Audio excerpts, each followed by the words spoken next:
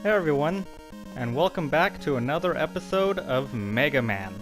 Last time we took down Cutman and Elecman and got their powers respectively. This time, we're coming after Iceman and Fireman. So let's get started with Iceman, considering he's weak to Elecman's weapon. His CD data reads, a robot created to work in cold areas. His weapon, Ice Slasher, can freeze anything with a temperature of 200 degrees below zero. Man, that's cool. His catchphrase? Psst, psst, is everybody looking? A good point, he's a show-off. Are you sure that's a good thing? Well, I'm one to talk. I'm a bit of a show-off too. A bad point, he's selfish.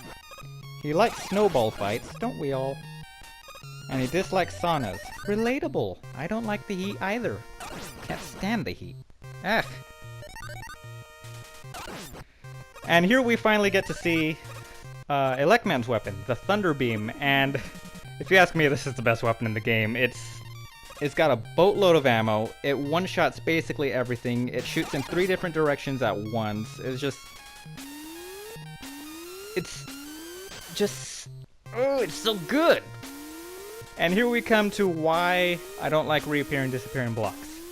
They always have the same pattern. Their patterns never change. I just don't like them. As a matter of fact, I actually kind of take back what I said earlier about them being horrible. I mean, well, yeah, they kind of are, but once you figure out their patterns, they're not that bad. But I still don't enjoy them. I still, if I see an opportunity to get past them, I'll take it. I'll just say that. As a matter of fact, right here, I decided to screw it. I'm using the magnet beam on this part. Back to the... Oh, actually, no. Real quick. This is also why I highly recommend getting the magnet beam as soon as possible, or at least before going after Iceman. The magnet beam makes this part so much easier. Can you imagine doing this without the magnet beam? I know someone has done it. It's very well possible, but just... Those platforms, I don't think they move in a set pattern. The closest thing to a pattern I've noticed from them is that I think they shoot like every 2 seconds or something like that. So I just recommend that. I highly, highly recommend the magnet beam for that part. It just makes life so much easier. But back to the Thunder Beam. I was going to say it's probably what I would consider one of the 3 best weapons in the game. The Thunder Beam being the best, of course. The second best being Firestorm, which is Fireman's weapon. Firestorm is also my personal favorite weapon in the game, even though I won't really be using it much in this playthrough. And then the Magnet Beam is number 3. And here we are at Iceman. He is extremely easy if you have his weakness. You just jump, fire the Thunder Beam, fire it again, and he's done. He can kill you in 3 hits, but so can you. Unfortunately, his Ice Slashers move at the speed of molasses, so they're relatively easy to dodge. I'm sure I could even do a Buster only run of him if I wanted to. And with that, Iceman defeated. On to probably my favorite of the 6 Robot Masters, next to Gutsman of course, Fireman. His CD data reads, a robot that works on waste disposal. His special weapon, Firestorm, can burn trash with flames of 8,000 degrees. His catchphrase, get closer to me and y'all get burned. A good point, he's hot-blooded. A bad point, he's hot-tempered. Wait, aren't those the same thing? Moving on. He likes camping, because campfires I would assume. And he dislikes rainy weather.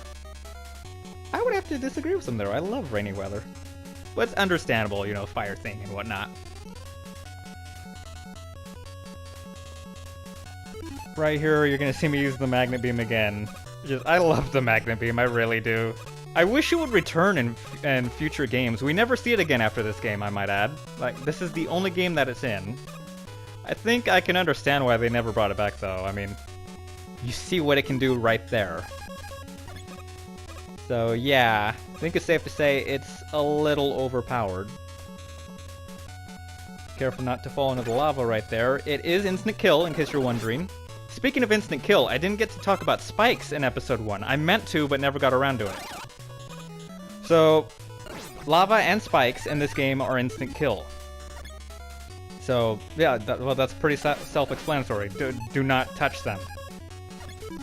However, something this game did differently that future games wouldn't do anymore is, specifically with spikes. If you touch them, you are dead. D-E-D, dead. The game does not care if you have invincibility frames. In Mega Man 2 and onward, if you touch spikes while invincibility frames were active, you'd be fine. But in this game, it don't give a damn. If you touch spikes, like I said, you are D-E-D. Dead.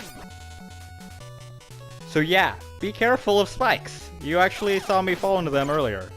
Back in episode 1. And it was during invincibility frames too, so I rest my case. Did I mention I love the magnet beam? It's just, it comes in handy so much. It really does. And here we are at the entrance to Fireman's door. Or his room, rather. And Fireman, I mentioned before, he was the boss I struggled against the most, but now I actually find him one of the easiest bosses in the game. I'm very confident with him. In fact, so confident, I'm gonna take him down with the Mega Buster. Because he actually has a very simple pattern once you figure it out. If you stand right there where I'm standing, that's all he does. Just jump and shoot. And that's it. That simple. Jump, jump, jump, and that's it. Stand right there where I was standing. Damn it, that still hit me. But stand right there where I was, and he's just so much easier to dodge. So yeah, Fireman ain't so bad.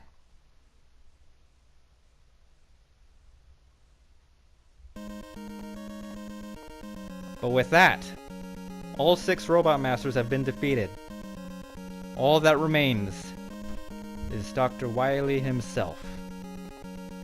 Tune in next time as we finally take the fight to Dr. Wily and end this. See you guys then.